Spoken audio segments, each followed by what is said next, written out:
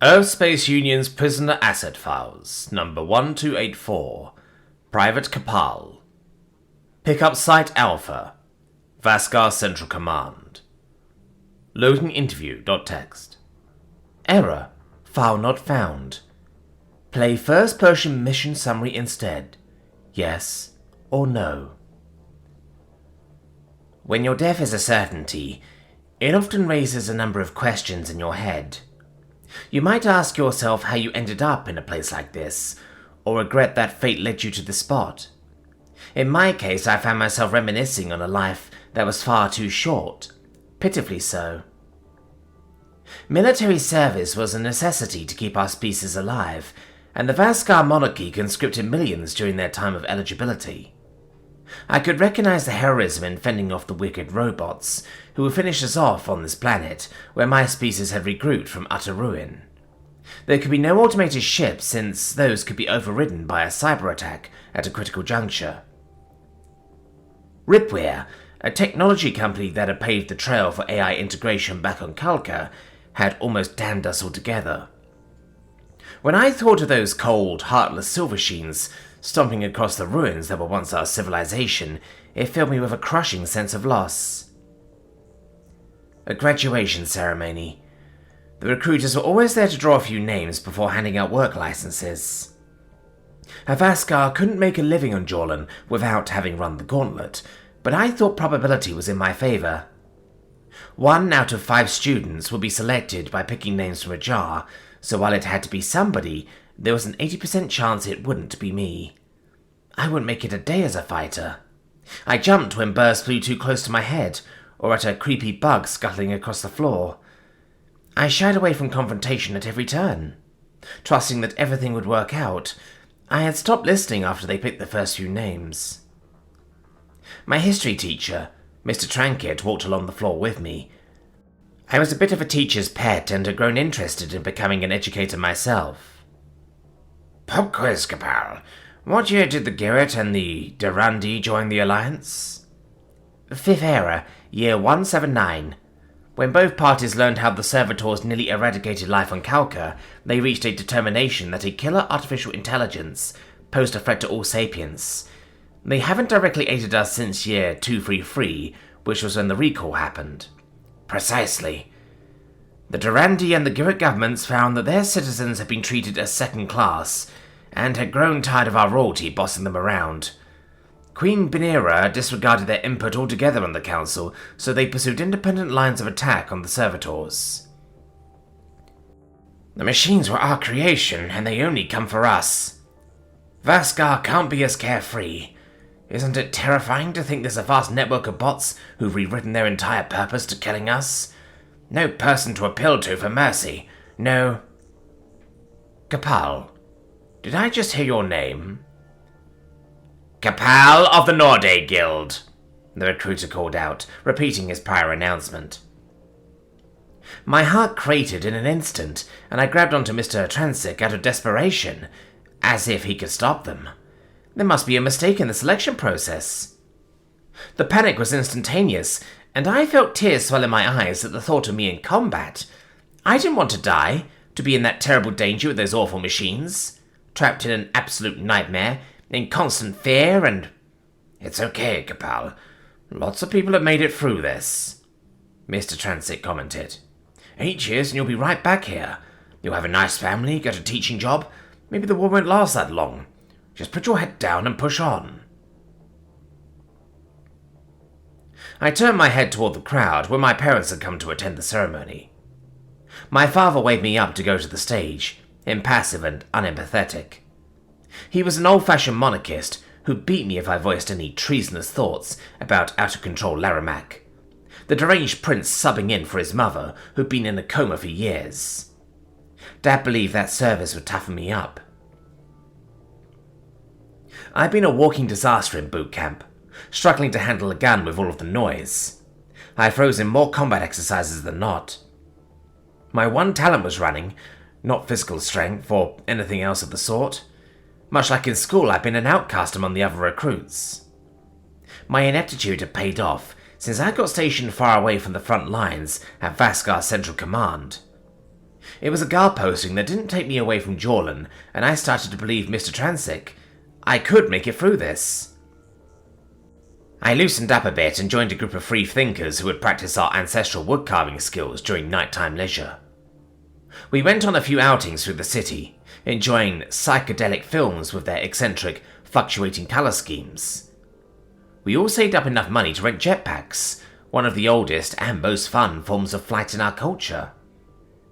No sooner had Vaskar kind discovered fuel than we tried to attain liftoff, requiring little propulsion, a primitive device. I hadn't gotten any tougher, but the service forced me to bond with others. Maybe Dad had been right about this being good for me. That was until Commander Divya gave her speech on that fateful day. Listen up, Grants. Those bot-fucker humans are attacking this planet and this base from the ground, and you no-good piles of fur can't let them have it. If these imbeciles take down our orbital defense capability, they'll give the chipbrains a perfect chance to finish us. These organics have enhanced capabilities, but they bleed just the same. Shoot them with these anti-metal rounds. They die. Enhanced capabilities? I asked tentatively, unease and terror creeping into my brain. They're strong and they're fast, but not faster than a fucking bullet. Hit the target, and you'll be fine. There had been hints that something was off about the enemy before this invasion occurred. Strange developments passed throughout the base and the surrounding area as I approached the 6th year of my service. Prince Laramak had paraded the body of an organic that was no green-feathered Durandi or maroon-scaled Girret. This was a peculiar biped that's vulnerable skin looked like a gel membrane. The novel alien had no hair on most orifices or the bulk of its form. I shudder to think what the creature had said to the power-tripping noble to end up killed for insolence on their first contact. Reports claim that they wanted to help the servitors, but I thought that was Laramak's propaganda, his justification for war. An organic race that is actually siding with rogue robots who want to genocide us? That's madness. What are they even thinking? Do they want to be next, or have they been deceived somehow? Laramak isn't charming, but he's not going to cleanse the universe. I didn't realize what terrors that Laramak had provoked. Or perhaps this wasn't even on our arsehole prince, since creatures like this were monsters. Monsters were just evil. Crouching behind a barricade by our security checkpoint, I saw how they leapt over barriers double my height with running starts or walk-kicks. Their leg power was like something out of a nightmare. They ran so swiftly that it was difficult to track them, but I followed Diva's orders. Just shoot. It was easy to do that amid the panic. I didn't understand what I was seeing. When bullets hit them square in the chest, they didn't miss a stride. Weren't they supposed to bleed? The humans were unkillable, like the machines they served. We got a few of them with mortars and explosives, but they returned their own that had impossible yields. The moment that I lost control of my body and was consumed by the thought to run was when the creatures cleared a few hundred yards within seconds. The aliens were upon us before I could blink, without giving us a chance to get away. The humans could punch through concrete like it wasn't even there. I watched them descend on a buddy of mine like wild animals. The same laughing face I had seen twirling on the jetpack was now smashed clean open. His scowl turned to putty in an instant. Shock, horror, and revulsion blended into one. I dropped my gun and bolted, despite knowing I could never outrun the terrors. My panicked legs skidded and slipped before I dove into a dumpster. There was a tap on the rough walls, perhaps them knocking, that was enough to dent the metal. I screamed at the top of my lungs as they picked up the massive container like it was nothing. "Please, stop! Let me out! I don't want to fight you!" I sobbed, in a voice that trembled with every syllable. "Don't kill me!" The demonic terror chuckled, putting the box down roughly. Those fleshy fingers jabbed into the metal side, ripping it open with the ease of tearing a plastic bag. I could see all discerning eyes staring at me, and I crawled out on all fours as a snivelling mess. I raised my arms in desperation, knowing that I was a mere ant to these beings. Nothing should be capable of what I had just witnessed. Sealing my gaze shut, I waited for them to rend me apart from limb to limb. Instead, I felt the human's hands on my wrists, moving my arms close together behind my back. They clamped some metal right beneath my paws, which chained them.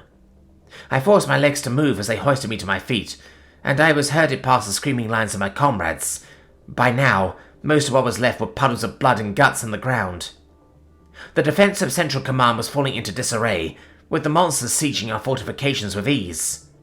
I wished that I was anywhere but here, having horrors blazed into my mind. A sick feeling clenched in my stomach, realizing that I was a prisoner of these terrible monstrosities. Organics who found kindred spirits in genocidal robots who'd taken everything from my people. If humans were evil enough to side with the machines trying to eliminate all organic life, then there wasn't much hope for how I'd fare in their custody. Perhaps I shouldn't have been a coward. Death might be an improvement to spending my days around waking nightmares. Note from Administrator. Tell those bureaucrats they'll need to wait a minute to run those files, unless they want to interrogate and catalogue dozens of aliens themselves. The interview won't load because we hadn't finished it yet. Transferring data now. Located. 1 files. Interview.txt. Displaying. I was taken to an interrogation room, and they instructed me to spill my story to a camera. I tried to display my compliance to the demons, who showed the destructive power of the storm gods.